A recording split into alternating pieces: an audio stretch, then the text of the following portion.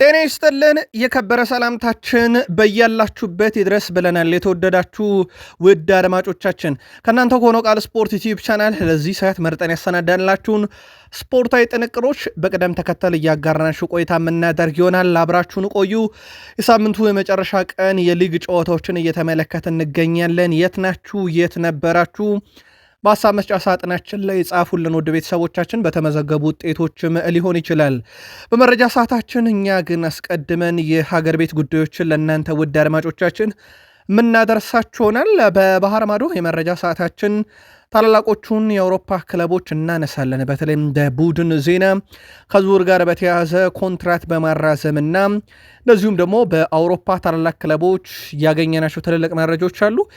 የአሜሪካው የዓለም ዋንጫ ካሁኑ አነጋጋሪነቱ ሲቀጥል አንድ ነገርም በሁነቱ ላይ ይጠበቃል። ካሁኑ ጉዳዩን እንነግራችኋለን። አብራችሁን ቆዩ። በተወዳጁ የእንግሊዝ ፕሪሚየር ሊግ የመረጃ ሰዓታችን አንድ ዝውውር ሊፈጸም ሰዓታት ብቻ ቀርተውታል። ዝውውሩን ከሚፈጽመው ክለብ ጋር አያይዘን ተጨማሪ መረጃዎችን ለእናንተ ውድ አድማጮቻችን እናደርሳለን። በታላላቆቹ ክለቦች ውስጥ ቶትንሃምን አስቀድመን እናነሳለን። ለየት ያለ መረጃ ይዘናል። በቶትንሃም ሆትስፐርስ በኩል በማንቸስተር ሲቲ የመረጃ ሰዓታችን ሁለት ቁልፍ ሰዎችን እናነሳለን። ያልተጠበቀ ሁለት የተለያየ ሀሳብ ያጋሩት ሲቲዝኖች እንዴት ያለ ሀሳብን ያነሱት የሚለው እናደርሳቸዋለን።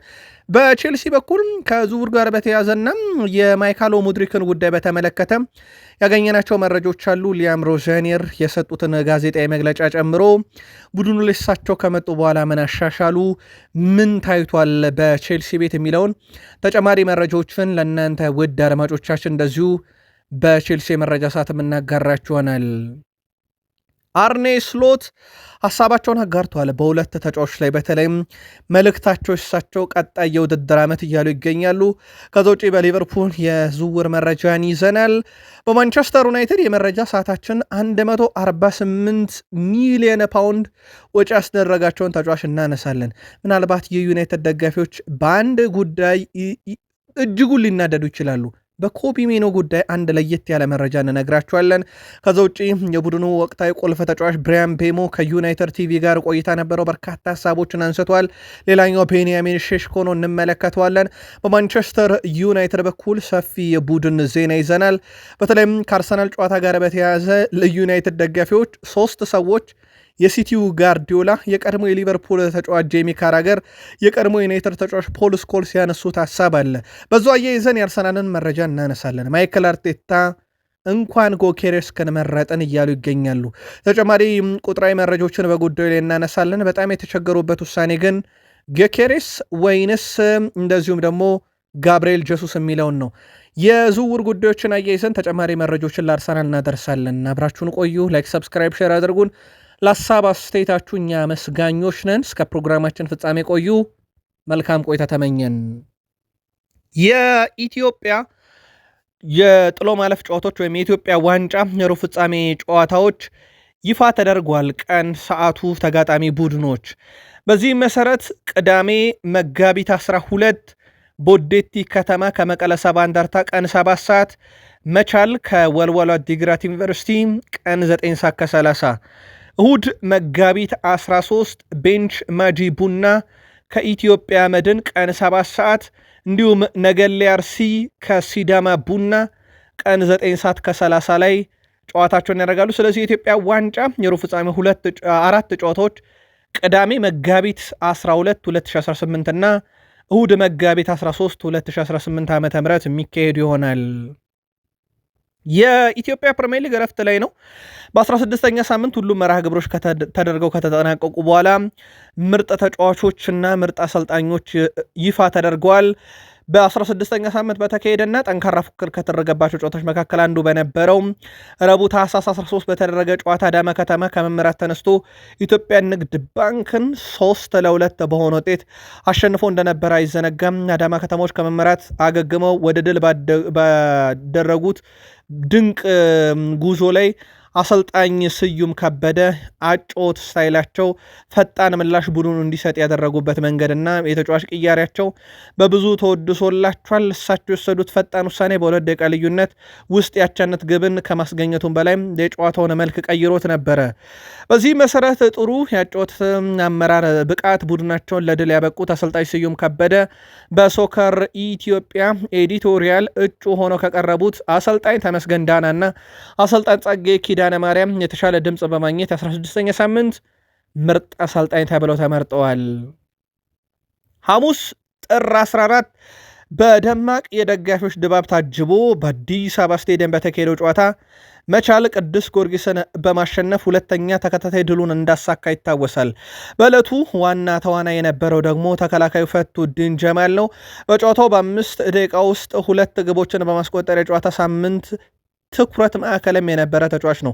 በ28ኛው ደቂቃ ላይ በግሩም ሁኔታ አስደናቂ ጎል አስቆጠረ። ከርቀት አክርሮ የመጀመሪያ ግብ እጅግ ማራኪም ነበረች። ፈቱዲን ጀማል በዕለቱ ቡድኑን ለድል ያበቁ 2 ወሳኝ ግቦችን ከማስቆጠር በተጨማሪ ፍልሚያው ላይ ግብ እንዳይቆጠር ቡድኑን በብዙ አግዟል። በዚህ መሰረት በሶከር ኢትዮጵያ ኤዲቶሪያል እጩ ሆነው ከቀረቡት ፊራኦል መንግስቱና ወንድማገኝ ማዕረግን በመብለጥ የሶከር ኢትዮጵያ 16ኛ ሳምንት ምርጥ ተጫዋች ተብሎ ተመርጧል። የእናንተ የተለየ ከሆነ በሀሳብ መስጫ ሳጥናችን ላይ ላኩልን። በአውሮፓ የላሊጋ አንድ ጨዋታ እጃችን ላይ ደርሷል። ውጤት ሪዮ ቫልካኖ ከኦሳሱና ያደረጉት ጨዋታ ነው። ባለሜዳው ሪዮ ቫልካኖ ተሸንፏል በእንግዳው ቡድን ኦሳሱና። የእንግዳውን ቡድን ኦሳሱና 3 የማሸነፊያ ግቦች ባለቀ ደቂቃ ነው የተገኙት። ለማንኛውም ቡድሚር 29ኛው ደቂቃ ላይ ከዛ በኋላ ጨዋታውን ልዩነት ፈጣሪ ግብ 91ኛው ደቂቃ ላይ ቮርትሩዋንድ በፍጹም ቅጣት ምት እንዲሁም ኦስቤል 94ኛው ደቂቃ ላይ ቀሪዋን ግብ አክሏል። በሪዮ ቫልካኖ በኩል ከሽንፈት ያልታደገች ብቸኛ ግብ ሲያይስ ነበረ 59ኛው ደቂቃ ላይ ያስቆጠረው። የስፔን ላሊጋም ቀጣይ ጨዋታዎችና አጠቃላይ ውጤቶችን በቀጣይ መረጃ ሰዓት ላይ አካተን የምናመጣ ይሆናል። ፓሪስ ሰን ዠርሜን እና ባርሴሎና የመጨረሻ ስራዎችን እየሰሩ ይገኛሉ። በዱሩ ዝውውር ላይ ሃንሲ ፍሊክ በቁጭትና በብስጭት የተናገሩለት ተጫዋች ነው። በነገራችን ላይ ተጫዋቹ በባርሴሎና ቤት በትልቁ ተጠብቆ ግን የመጫወቻ ደቂቃ አልተሰጠኝም ብሎ ክለቡን ለመልቀቅ የወሰነ ነው። ዝውውሩ አይቀሬ መሆኑ ከተረጋገጠ በኋላ ዝውውሩ በሚፈጸምበት ሁኔታ ላይ ነው ውይይቶችን እየተደረገው። በባርሴሎና በኩል ይህን ወጣት ተጫዋች በማጣታቸው ግን ቁጭት ውስጥ ናቸው ተብሏል። ተጫዋቹ በቀጣይ ሰዓታት ውስጥም የፓሪስ ሰን ዠርሜን ተጫዋች እንደሚሆን ተረጋግጧል። ሃንሲ ፍሊክ ግን ሁሉም በትዕግስት የመጫወቻ ደቂቃ መጠበቅ አለበት ቢሉም ዶሮ ግን አልጠበቃቸውም እና የላማሲያ ፍሬ የሆነው ዶሮ በቀጣይ ሰዓታት ውስጥ ፓሪስ ሰን ዠርሜንን ይቀላቀላል። ዴኮ ፌርሚን ሎፔዝ ወኪልን በትላንትናው ዕለት አግኝቷል። በአዲስ ኮንትራክት ዙሪያም ድርድር ተደርጓል ተብሏል። ባርሴሎናዎች ተጫዋቹን ማቆየት እንደሚፈልጉና ተጫዋቹ በክለብ ውስጥ ረጅም ጊዜ እንዲቆይ እንደሚፈለግ የአሰልጣኙ እቅድ አካል እንደሆነ በዴኮ በኩል ተነግሯል ወኪሉም እንግዲህ የሚፈልገውን ጥያቄ በተለይም ከደሞዝ ጭማሪና ከመጫወቻ ደቂቃ ጋር በተያያዘ ዋስትናዎችን ከወሰደ በኋላ ውሳኔ ወስናል ተብሏል። ፌርሚን ሎፔዝ በባርሴሎና የመቆየት ፍላጎት አለው ተብሏል። ቴርስቴገን ባርሴሎናን ከለቀቀ በኋላ የዢሮና ተጫዋች ሆኗል። የመጀመሪያ ጋዜጣዊ መግለጫውን ሲሰጥ አሁንም ድረስ በጣም ከባድ ነው። በባርሴሎና 12 ዓመት ቆይቻለሁ። በጣም የማይረሱ ትዝታዎች ነበሩኝ። አትርሱ፣ እኔ እኮ የባርሴሎና አምበል ነበርኩኝ ብሏልና ከባርሴሎና መልቀቁ ትክዝ እንዲል ያደረገው ይመስላል። ተጫዋቹ ያው ጉዳት ነው። ከጉዳት ከተመለሰ በኋላ ቦታውን ተነጠቀም በሼዝኒ። ከዛ በኋላ ዋን ጋርሻ የሚባል ግብ ጠባቂ ከኢስፓኞል መጣ። ከቋሚነትም ከተጠባባቂ ግብ ጠባቂነትም የወጣው ቴርስቴገን በስተመጨረሻም እስከ ውድድር ዓመቱ መጨረሻ ድረስ የዢሮና ግብ ጠባቂ ሊሆን ዢሮና ደርሷልና ባርሴሎናን መልቀቁ ግን ምቾት እንዳልሰጠው ነው በጋዜጣዊ መግለጫው ላይ የሚያስታውቀው። ባየርን ሙኒክ ከበድ ያለ ሽንፈት አጋጥሞታል። ባየር ሙኒክ በጀርመን ቡንደስሊጋ የመጀመሪያ ሽንፈቱን አስተናግዷል። ባየር ሙኒክ በአመቱ ሁለተኛ ሽንፈቱን አስተናግዷል። እንዳጠቃላይ በጀርመን ቡንደስሊጋ ባየር ሙኒክ ከኦግስቦርግ ጋር ያደረገውን ጨዋታ 2-1 በሆነ ውጤት ተሸንፏል። ኦግስቦርግን የማሸነፊያ ግቦች ቻቬዝ እና ማሴንጓ ሲያስቆጥሩ የባየር ሙኒክን ግብም ኢቶ ማስቆጠር ችሏል። ባየር ሙኒክ በውድድር ዓመቱ የመጀመሪያ የቡንደስሊጋ ሽንፈቱ በውድድር ዓመቱ ደግሞ ሁለተኛ ሽንፈቱ ነው። ባየር ሙኒክ 50 ነጥብ ይዞ መሪነቱን አስቀጥሏል። ኦግስቡርግ በ19 ይከተላል። 13ኛ ደረጃ በታች ባለ ቡድን ነው ባየር ሙኒክ የተሸነፈው። የባየር ሙኒክ መሸነፍ አነጋጋሪ ነው። በጨዋታው ዙሪያ ይህ ብቻ አይደለም። ጨዋታው በእርግጥ ይህን መረጃ ልክ እያቀረብንላችሁን የተጠናቀቀውና በዛው እናደርሳችሁ ብለን ነው። ስለዚህ በቀጣይ መረጃ ሰዓት የቡንደስሊጋ አጠቃላይ ጨዋታና ወቅታዊ ደረጃ ሰንጠረዡን ለእናንተ ውድ አድማጮቻችን እንደዚሁ የምናደርሳችሁም ይሆናል።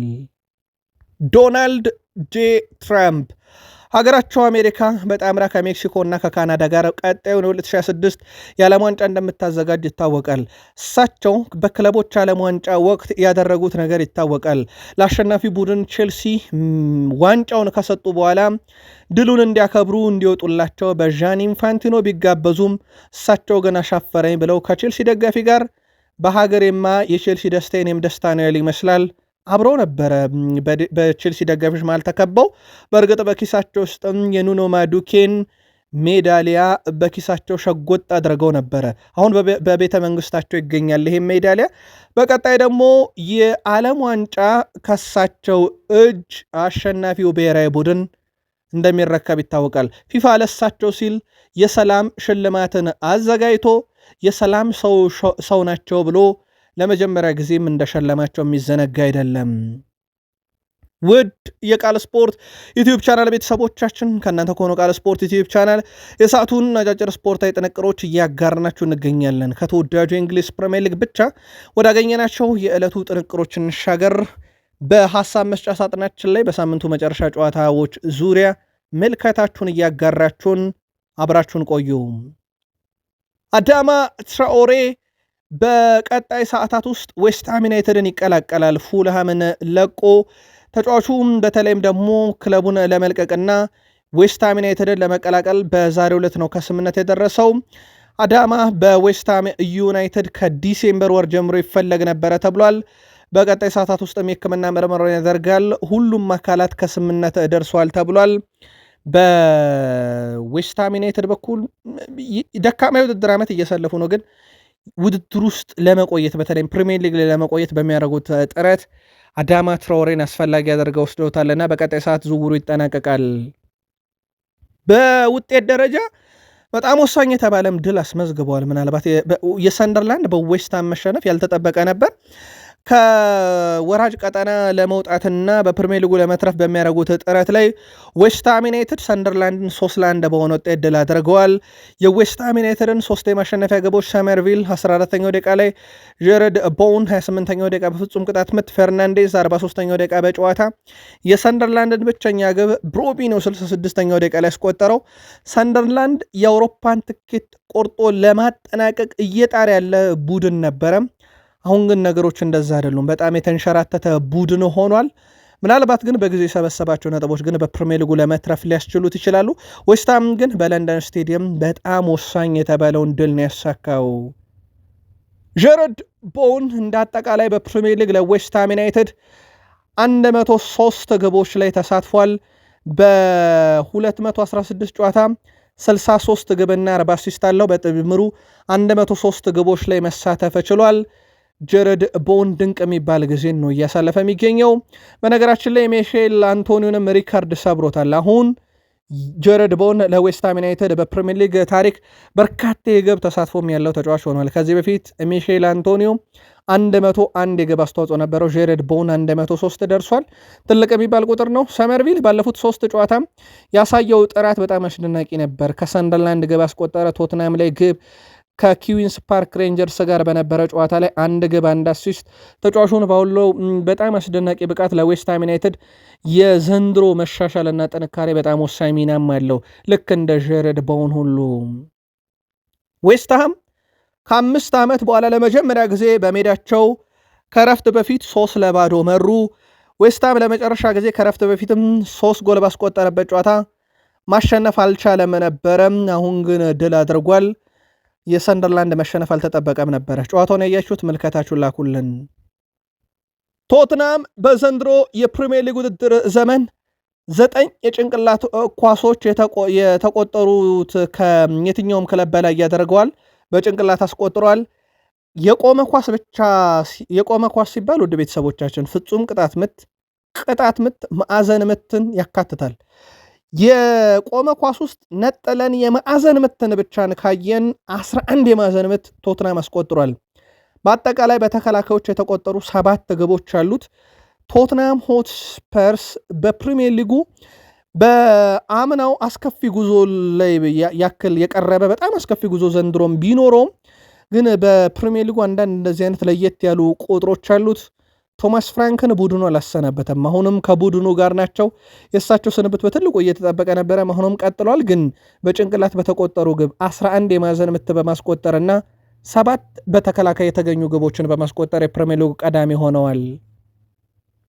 ማንቸስተር ሲቲው ተጫዋች ታይጃኒ ራይንደርስ ያለፈው ሳምንት በማንቸስተር ዩናይትድ የደረሰው ሽንፈት አበሳጭና እስካሁንም ያልወጣልኝ ብሏል። ተጫዋቾች ሁሉ ሰው የደርቢውን ጨዋታ ማሸነፍ ይፈልጋል ሲል በሽንፈታቸውም በጣም መበሳጨቱን ተናግሯል። በዚህ መልኩ እንሸነፋለን ብለንም አልጠበቅንም ያለው ታይጃኒ ራይንደርስ በየ3 ቀኑ ነው እየተጫወተን ያለነው፣ ይሄ ደግሞ ቡድኑን እንዲፈተን አድርጎታል ብሏል።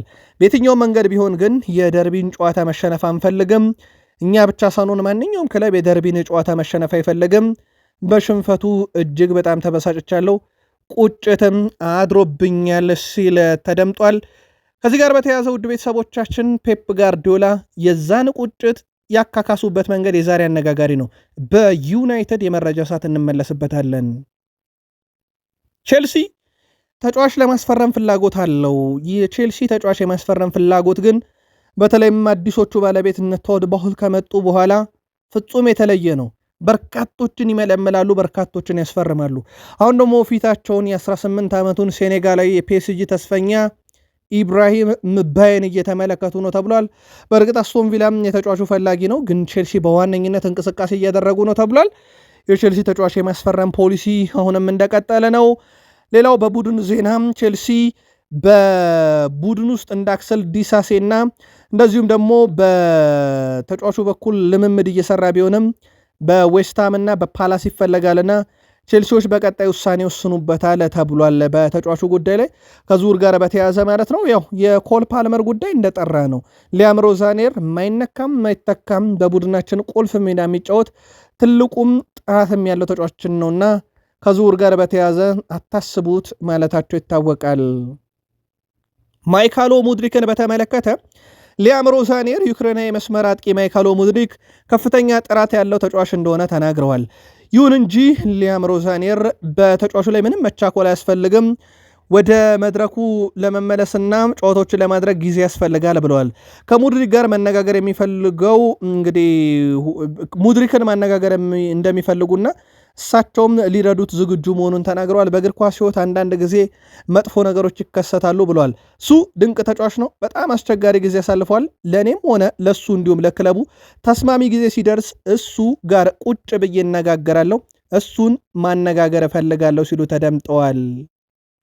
ሊያም ሮዛኔር ቡድኑን ከያዙት በኋላ ያሻሻሏቸው አንዳንድ ነገሮች አሉ። ለአብነት ያክል የኤንዞ ማሬስካው ቼልሲ በመጨረሻዎቹ 3 ጨዋታ 18 ትልልቅ የጎል እድል የተጋጣሚ ቡድን አጋጣሚ ተፈጥሮ ነበር። ወይም ተጋጣሚ ቡድኖች በሶስቱ ጨዋታ 18 ትልልቅ የግብ እድል ቼልሲ ላይ ፈጥረው ነበረ።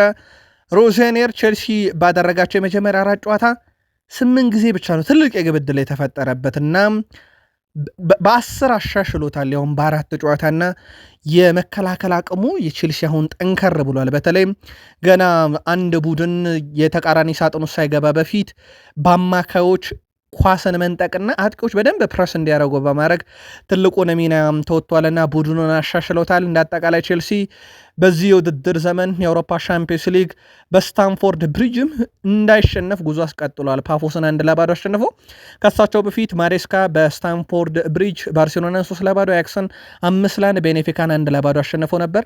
ቼልሲ እስካሁን የተቆጠረበትም 1 ግብ ነው። በስታንፎርድ ብሪጅ 10 አስቆጥሯል። በተቃራኒው የሊያም ሮዛኔር ቡድን ግን በመከላከል ረገድ ጥራቱ ከፍ ብሏል። አርኔ ስሎት ሰዎች አንዳንዴ ዕድሜያቸውን ይረሳሉ መሰለኝ ብለዋል። የፍሎሪያን ቬርዝ እና የሜሎሽ ኬርኪዝን ገና ወጣት ናቸው፣ ብዙ መስራት የሚችሉበት ዕድሜ ገና ከፊታቸው ነው። በዚህኛው ውድድር ዓመት ብቻ ሳይሆን እነኚህ ተጫዋቾች ረጅም ዓመት ለሊቨርፑል ይጫወታሉና ካሁኑ ጫና ታብዙባቸው ገና ልጆች ናቸው ብሏል። የቀጣይ ውድድር ዓመት ደግሞ ከዚህ በላይ ጠብቁ እያሉ ነው አርኔ ስሎት። በእርግጥ ለሜሎሽ ኬርኪስ ፕሪሚየር ሊጉ አዲስ አይደለም። አዲስ የሚሆንበት በሊቨርፑል መለያ መጫወቱ ብቻ ነው። ለፍሎሪያን ቬርዝ ግን ፕሪሚየር ሊጉ አዲስ ነው። ከጀርመን የመጣውን ፍጹም የተለያየ እግር ኳስ ባህል ካላቸው ሊጎች አንጻር ማለት ነው። እናም አርኔ ስሎት በጣም ቸኩላቸዋል ሁለቱ ላይ፣ ስለዚህ ጊዜ ሰጧቸው እያሉ ይገኛሉ። በሊቨርፑልና በቶትናም መካከል ድርድሩ ዛሬም ሲካሄድ ነበረ። የዝውውር ሂሳቡ ጉዳይ ነው አሁን ትልቁ ጉዳይ። በቅርቡ ማንቸስተር ሲቲ ማርክ ጉዌን በአመቱ መጨረሻ ኮንትራቱ ከፓላስ እንደሚጠናቀቅ እያወቀ በ20 ሚሊዮን ፓውንድ ሲደመር 10 ሚሊዮን ፓውንድ እየታዩ የሚጨመሩ እስከ 30 ሚሊዮን ፓውንድ ሊደርስ በሚችል ማለት ነው፣ ላይደርስም ይችላል፣ ግን ውሉ ላይ አንዳንድ የተካተቱ መስፈርቶች ከተሟሉ እስከዛ ሊደርስ የሚችል ሂሳብ ያገኛሉ። የአንዲ ሮበርትሰንም ኮንትራት በአመቱ መጨረሻ ቢጠናቀቅም ግን ከእድሜው መግፋት ጋር በተያዘ ብዙ ገንዘብ ላያተርፍበት ይችላል ሊቨርፑል። ከዚህ ጋር በተያዘ ድርድሩ ቀጥሏል። የመጀመሪያ ድርድሮች ከሰሞኑም ሲደረጉ ነበረ። በሳምንቱ መጨረሻ ቀናቶች ጨምሮ የቀጣይ ሳምንት መጀመሪያ ቀናቶች ላይ ዝውውሩ እልባት ይሰጠዋል ተብሏል። ልክ ይህ ዝውውር እውን የሚሆን ከሆነ የጥር ዝውውር መስኮት ሳይዘጋ በፊት ቲሚካስ ከሮማ ሊቨርፑልን እንዲቀላቀል አስገዳጅ ውሳኔ ሊቨርፑልን ይወስናልም ተብሎ ይጠበቃል። ካዘሜሮ በአመቱ መጨረሻ ማንቸስተር ዩናይትድን እንደሚለቅ ይታወቃል። 148 ሚሊዮን ፓውንድ አጠቃላይ ማንቸስተር ዩናይትድ ለዚህ ተጫዋች ዝውውር ሲደመር ደሞዝ ወጪ ያደርጓል። 148 ሚሊዮን ፓውንድ ባወጣበት ካዝሜሮ ዘመን ዩናይትድ ኤፍኤ ካፕ እና ካራባው ካፕን አሳክቷል። በእነኚህ ዋንጫዎች ላይ ትልቅ ድርሻ ነበረው። በቂ ነው በቂ አይደለም የሚለውን ለዩናይትድ ደጋፊነት ተዋለን። ካዜሜሮ ግን ዩናይትድን 148 ሚሊዮን ፓውንድ ከደሞዝና ከዝውውር ጋር በተያዘ ወጪ አስደርጎታል። በቀጣይ ክረምት ይለቃል። ወጣትና በማንቸስተር ዩናይትድ ረጅም ዓመት ሊያገለግሉ የሚችሉ ከተቻለ በፕሪሚየር ሊግ ልምድ ያላቸውን ተጫዋቾች በክረምት ወደ ቡድኑ ያመጣልም ተብሎ ይጠበቃል። የካርሎስ ካዜሜሮ መውጣት አንደኛው የሚያረጋግጠው ዩናይትድ ቤት ቀጣይ አማካኝ እንደሚመጣ ነው። ለዩናይትድ ደጋፊዎች ካርሎስ ካዜሜሮን ይተካ ዘንድ በዝርዝሩ ውስጥ ከተያዙት የፓላሱ አዳም ሞርተን፣ የኖቲንጋም ፎረስቱ ኤሊዮት አንደርሰን ወይንስ የብራይተን ኤንድ ሆቭ አልቢዮኑ በካርሎስ ባሌባ ይተካ? የትኛው ተተኪ ከሶስቱ ሞር የተሻለ ተተኪ ሊሆን ይችላል ብላችሁ ታስባላችሁ? አጋሩን። ዩናይትዶች እጅግ በጣም የሚናደዱበት ጉዳይ ኮቢ ሜይኖ እስካሁን ኮንትራቱን አላራዘመም። የሚያናድደው አለማራዘሙ አይደለም፣ ሊያራዘም ከስምነት የደረሰው ኮንትራት እንዳይራዘም ያደረጉት ሩበን አሞሪም ናቸው። ሩበን አሞሪም ባለፈው ክረምት ማንቸስተር ዩናይትድ የዚህን ተጫዋች ኮንትራት ሊያድስ ከጫፍ ደርሶ ተጫዋቹም ሊፈርም ከጫፍ ደርሶ ከስምነት ደርሶ ግን እሳቸው አሰልጣኙ ሳያጸድቁት ቀሩ። እናም ለእኔ ፕሮጀክት ይስማማ አይስማማ እርግጠኛ አይደለሁምና አይፈርም አሉ። በዛ ምክንያት እስካሁን ቆየ። ኮቢ ሜይኖ በማንቸስተር ዩናይትድ ኮንትራቱን አላራዘመም። ምክንያቱ ወኪሉም ራሱ ኮቢ ሜይኖም ክለቡ ማንቸስተር ዩናይትድ ሳይሆን ተሰናባቹ ሩበን አሞሪም ነበሩ። ከሳቸው ስንበት በኋላ በማንቹሪያን ደርቢ በፕሪሚየር ሊግ የመጀመሪያ ቋሚ ሆኖ የመጀመሪያ 90 ደቂቃ እንደተጫወተበት ይታወቃል። ብሪያን ምቡሙ በማንቸስተር ዩናይትድ ቲቪ ቆይታ ነበረው። ከሳቸው ስንብት ጋር አያይዞ ተጠየቀ። ስለ ሩበን አሞሪም ወደዚህ ክለብ ያመጣኝ ሩበን አሞሪም ነው፣ አመሰግናለሁ። ዩናይትድ የተቀላቀልኩበትም አጋጣሚ ሳስብ ደስተኛ ነበርኩ ብሏል። በሱ ስር ሁልጊዜም በተቻለ መጠን ጠንክሬ ለመስራት ሞክሬያለሁ እና ከአሞሪም ጋር መስራትም አስደሳች ነበረ ብሏል።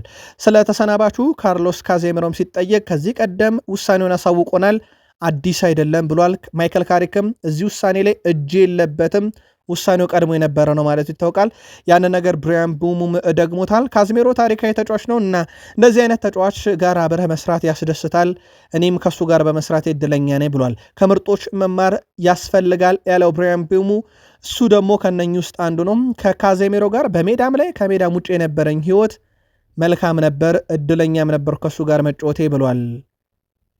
ማይሰር ከመምጣቴ በፊት ስለ ኮቢ ሜይኖ ሰምቻለሁ። በእሱ አሁን ምርጥነትም ብዙ አልተገረምኩም። ኮቢ ሜይኖን በብሬንትፎርድም ሳለው በሚዲያ ላይ ስለሱ ብዙ ነገር ሰምቻለሁ ብሏል።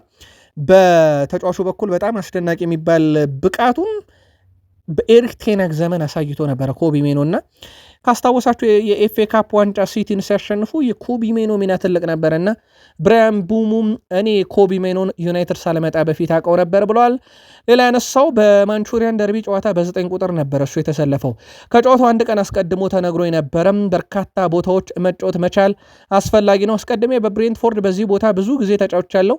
አሰልጣኙ የትም ቢያሰልፈኝ ካመነብኝ ለመጫወት ዝግጁ ነኝ ብሏል። ብራያን ቡሙ በማንቸስተር ዩናይትድ በፍላጎት ደረጃም ከመጡ ተጫዋቾች ይጠቀሳል። ዩናይትድ ሲፈልገው ወዲያውኑ እሽታውን ገልጾ ዩናይትድን ብቻ የመረጠ ተጫዋች እንደነበረ የሚዘነጋ አይደለም። ራሴን ከማህበራዊ ሚዲያ በማግለል የራሴን መንገድ አግኝቻለሁ እያለ ነው ቤንያሚን ሼሽኮ። በተለይ ማንቸስተር ዩናይትድ ከተቀላቀልኩ በኋላ በማህበራዊ ሚዲያ ላይ ብዙም አልታይም፣ ትኩረቴ በስራዬ ላይ ነው፣ ስራዬ በዕለት ተዕለት እድገቴና መሻሻል በምችልበት ሁኔታ ላይ ብቻ ነው ብሏል። አንዳንድ ጊዜ ሰዎች ማህበራዊ ሚዲያን በተሳሳተ መንገድ ይጠቀሙታል የሚለው ቤንያሚን ሼሽኮ ስላንተ ምን እየተባለ እንደሆነ የማታውቅ ከሆነ ሰላም ነው ብሏል። በአሁኑ ሰዓት ላይ ትኩረት በሙሉ በማህበራዊ ሚዲያ ላይ ሳይሆን ራሴን በማሻሻል ላይ ብቻ ነው ብሏል። አሰልጣኝ ማይክል ካሪክ እንደ ሰውም ሆነ እንደ አሰልጣኝ በጣም ጥሩ ነው። ጥሩ የሆኑ አስተሳሰቦች አሉት። እንዲሁም ለዝርዝር ጉዳዮችም ትኩረት ይሰጣል ብሏል። ይህንን ስብናም በጣም ወድጀዋለሁ፣ ምክንያቱም እኔም ተመሳሳይ አይነት ሰው ነኝ ይላል። እንዴት አሳምረው እንደሚመሩ ቀድሞውኑም ግልጽ ሆኗል ያለው ቤንያሚን ሼሽኮ በማይክል አርቴታ ስር ጥሩ ጊዜ ይኖረናልም ሲል ሐሳቡን አጋርቷል። የፕሪሚየር ሊግ ተከላካዮች ውስጥ በተለይም በመሃል ተከላካይነት ሌሳንድሮ ማርቲኔዝ የአንድ ለአንድ ግንኙነት የማሸነፍ ንጻሬው 80% ደርሷል። ቀዳሚው ሆኗል። በእርግጥ የጨዋታዎቹ መጠን ጥቂት መሆናቸውም እንደ መከራከሪያ ቢነሳም ኤዞር ኮንሳ 79.6% ሁለተኛ፣ ማቲያስ ዴላይት በ78.9% ሁለተኛ ነው። ግን ዩናይትድ እንዴት ማቲያስ ዴላይትን እንዳጣው ሌላ ማሳያ ቁጥር ነው። ለማንኛውም ማቲያስ ዴላይት የለም በአርሰናሉም ጨዋታ ላይ በተወሰነ ሳምንታት ውስጥ ይመጣል ብለዋል። ግን አሁንም እንደሌለ ይታወቃል። ሌላው ከማንቸስተር ዩናይትድ ጋር በተያያዘ ሃሪ አማስ በስተመጨረሻም እስከ ውድድር ዓመቱ መጨረሻ ኖርዊች ሲቲን የተቀላቀለ የዩናይትድ ታዳጊ ሆኗል። ሌላ ታዳጊ እናንሳ። ካይ ሩኒ የዋይኒ ማርክ ሩኒ ልጅ በኦልትራፎርድ የመጫወት እድልን አግኝቷል። በስተመጨረሻም ማንቸስተር ዩናይትድ ደርቢን 2-1 ባሸነፈበት ጨዋታ ላይ ኦልትራፎርድ ላይ ነበረ ጨዋታው። የዋይኒ ማርክ ሩኒ ልጅ ካይ ሩኒ በጨዋታው ላይ እንደዚሁ መሳተፍ የቻለበት እድል ነበር። ልጅ ካይ ሩኒን ካነሳን ዋናውን ሰው አባቱን ዋይኒ ሩኒን እናንሳ።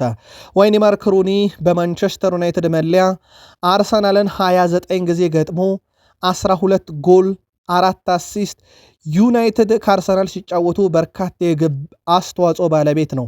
16 አለው። በፕሪሚየር ሊጉ አርሰናል ላይ የሩኒን ያህልም በርካታ የግብ ተሳትፎ ያለው ተጫዋች የለም። በእርግጥ ዲዲየር ድሮግባ በቀድሞ የቼልሲ ህይወቱ እንደዚህ አይነት ቁጥሮች ነበሩት፣ ግን አሁን በዋይኒ ማርክ ሩኒ እጅ እንዳለ ይታወቃል። ከዚህ ጋር በተያያዘ ጨዋታውን በተመለከተም ጆሴፍ ፔፕ ጋርዲዮላ ባለፈው ሳምንት ያሸነፋቸው ማንቸስተር ዩናይትድ እሳቸው በአሁኑ ደግሞ አርሰናል እንዲያሸንፍላቸው ምኞታቸው መሆኑን ተናግረዋል። ስለዚህ በዩናይትድ በእኛ የደረሰ ሁሉ በአርሰናል ይድረስ ያሉ ይመስላል። በእርግጥ ቢሉም አይፈረድባቸውም። በቀጥታ አርሰናል የዋንጫ ተፎካካሪያቸው ስለሆነ ዩናይትድ እነሱን እንዳስቀረ ሁሉ አርሰናልን ቢያስቀርላቸው ይሻልና ዩናይትድ የሚያሸንፍ ይመስለኛል። ድጋፌም ከወደ ዩናይትድ እያሉ ይገኛሉ።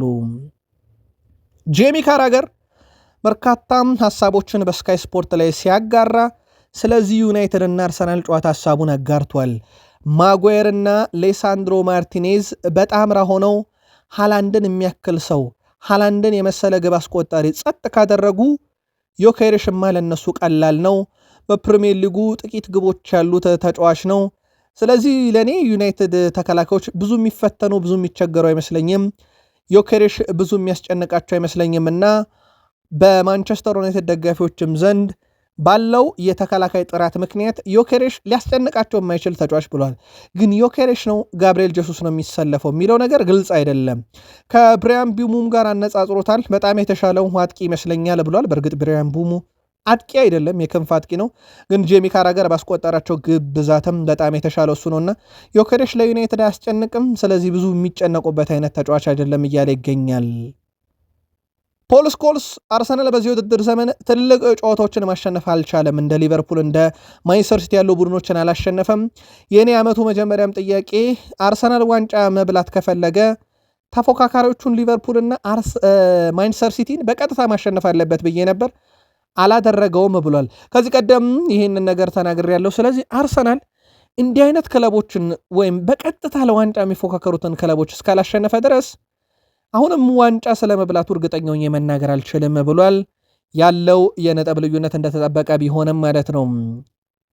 ማይክል አርቴታ ግን እንኳን ሴስኮን አለመረጥኩ ዮኬሬሽን በመምረጣችን ትክክለኛ ውሳኔ ብለውታል። የመድፈኞቹ አሰልጣኝ ማይክል አርቴታ ቪክተር ዮኬሬሽን ለማስፈረም መምረጣቸው ትክክለኛ ምርጫ መሆኑን ተናግሯል። ከቤንያሚን ሼሽኮ የአሁኑ ዩናይትድ አጥቂ ይልቅ ዮኬሬሽን ስለመምረጣቸው የጠየቁት አርቴታ ከነበርንበት ሁኔታ አንጻር ዮኬሬሽ ትክክለኛ ምርጫችን ነበር ብለዋል። አክሎም ቡድናቸውም አጥቶት የነበረውን ጥራት ያለው አጥቂና ግብ ማስቆጠር የተዋጣለት ጠንካራ ተጫዋች በመፈለጋችን ምክንያት ከቤንያሚን ሼሽኮ ይልቅ ዮኬሬሽን መርጠናል ብለዋል። በሊጉ እስካሁን በዮኬሬሽ በኩል ምናልባትም ከቤንያሚን ሼሽኮ ጋር ለማነጻጸር ሁለቱም ተጫዋቾች ፕሪሚየር ሊጉ ላይ ገና ናቸው ብዬ አስባለሁ። በግሌ ምናልባት በቀጣይ 2-3 ዓመታት እየተጫወቱ የሚቀጥሉ ከሆነና አንድ ተጫዋች ጥራቱ የሚለካው በአንድ ሲዝን ብቻም አይደለም፣ በተከታታይ ጨዋታ በተከታታይ ሲዝን ላይ የሚያሳየው አቋም ነው። ሃላንድን ደፍሮ ለመተቸት የሚያስቸግረው በተከታታይ ዓመት የነበረው ሪካርድና ዘንድሮ ያስቆጠረው የግብ ብዛት ወቅታዊ ችግር ብቻ ተደርጎ እንዲያዝበት እንዳደረገ ይታወቃል። ለማንኛውም ቤንያሚን ሼሽኮ በማንቸስተር ዩናይትድ፣ ቪክተር ዮኬሬሽ በአርሰናል በተቃራኒ ይፋለማሉ። እንደ አጠቃላይ ግን የአርሰናል የመረጃ ሰዓት ላይ ነንና በሊጉ ዮኬሬሽ በርካታ ቦታዎችን ሸፍኗል። ከአጥቂ ተጫዋቾች በአማካኝ ከ7 እስከ 9 ኪሎ ሜትር ድረስ ይሮጣል። በአጠቃላይ ደግሞ በውድድር ዓመቱ ሙሉ ወደ 71.7 ኪሎ ሜትር የሸፈነ በፕሪሚየር ሊጉ በርካታ የሜዳ ክፍል ያካለለ አጥቂ ሆኗል። ከጓደኞቹ ብዙ ኳስ ባይደርሰውም በማይክል አርቴታ በኩል የመጨረሻ ውሳኔ እንዳልወሰኑ አሁንም አስታውቋል። ይህን መረጃ ለእናንተ እስካደረስን ድረስ ማን በቋሚነት ይሰለፋል በሚለው ጉዳይ ላይ ወይም በቋሚነት ጨዋታውን ይጀምራል በሚለው አልተወሰነም ብለዋል። ስለዚህ ጨዋታው ሲደርስ ጋብሪኤል ጀሱስ ሲጀምር፣ ቪክተር ዮኬሬሽ ሲጀምር የሚለውን አልወሰንኩም ብለዋል። ቢወስኑም በዚህ ሰዓት ሚዲያ ላይ ይፋ ያደርጉታል ተብሎ አይጠበቅም። ምክንያቱም መረጃ እንዲወጣባቸው አይፈልጉም፣ ተጋጣሚያቸው በዛ መንገድ እንዳይዘጋጅ ማለት ነው።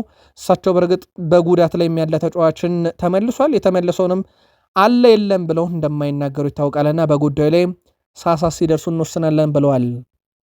በዘንድሮ የፕሪሚየር ሊግ ውድድርም ከፍተኛ ገቢ ማስቆጠር ንጻሪ አርሰናል ነው። በነገራችን ላይ 44.23 ግብ ሊሆኑ የሚችሉ ሙከራዎችን አድርገዋል። ቀዳሚ ናቸው፣ ዩናይትድ ይከተላል። ስለዚህ ሁለቱ ክለቦች ናቸው የሚፋለሙት ማለት ነው። ከአርሰናል ጋር በተያዘ ምናልባት በቡድን ዜና አርሰናል የማድሪዱን ቪክተር ቫልዴፔሳን ለማስፈረም የሚደረገው ጥረት ላይ አሁንም ፍላጎቶች አሉ። በቀጣይም ሪያል ማድሪድን ያነጋግራሉ ተብሏል። ሌላ አንድ መረጃ እናንሳ። ሜሱት ኦዚል 2015-16 ያደረገው ነገር አርሰናል ቤት አሁንም ትልቅ ሆኖ እንዳለ ነው። ሜሱት ኦዚል በወቅቱ በአንድ የፕሪሚየር ሊግ ሲዘን 146 የግብ ዕድሎችን ፈጠረ። ይሄ በአርሰናል ትልቁ ነው። በዛው ዓመት 19 አሲስቶችን ያበረከተ በጣም አስደናቂው ተጫዋች በአርሰናል ውስጥ የማይረሳ ነው። ምናልባት በኦዚል ደረጃ አሁን አርሰናል ቤት በጥራት ልጠቅሱት የምችሉት ተጫዋች ማን ነው? አርሰናል ያላኩልን አርሰናሎች ዛሬ በጣም ወሳኝ ድል አሳክተዋል። በስታንፎርድ ብሪጅ ቼልሲን 2-0 አሸንፈዋል። በሴቶቹ ነው። ባለፉት 6 ተከታታይ ዓመት የፕሪሚየር ሊግ ሻምፒዮኖቹን ቼልሲዎችን ነው አርሰናሎች በለንደን ደርቢ ጨዋታ ድል ያደረጉት። የሴቶቹ አርሰናልን 2 የማሸነፊያ ግቦች ሜዳ 55ኛው ካሌንዴቲ 61ኛው ደቂቃ ላይ ማስቆጠር ችላለች። እንደ አጠቃላይ የአርሰናል ድል በጣም ወሳኝ፣ ቼልሲን ደግሞ በሴቶች በተከታታይ 6 ዓመት ዋንጫ ካነሱበት መድረክ ሊያረቃቸው የሚችል ለሲቲ ሁሉን ነገር ያመቻቸ ውጤት ነበር ማለት ይቻላል። ለማንኛውም ውድ ቤተሰቦቻችን የምሽቱ አጫጭር ስፖርታዊ ጥንቅሮቻችን እነኚህ ናቸው።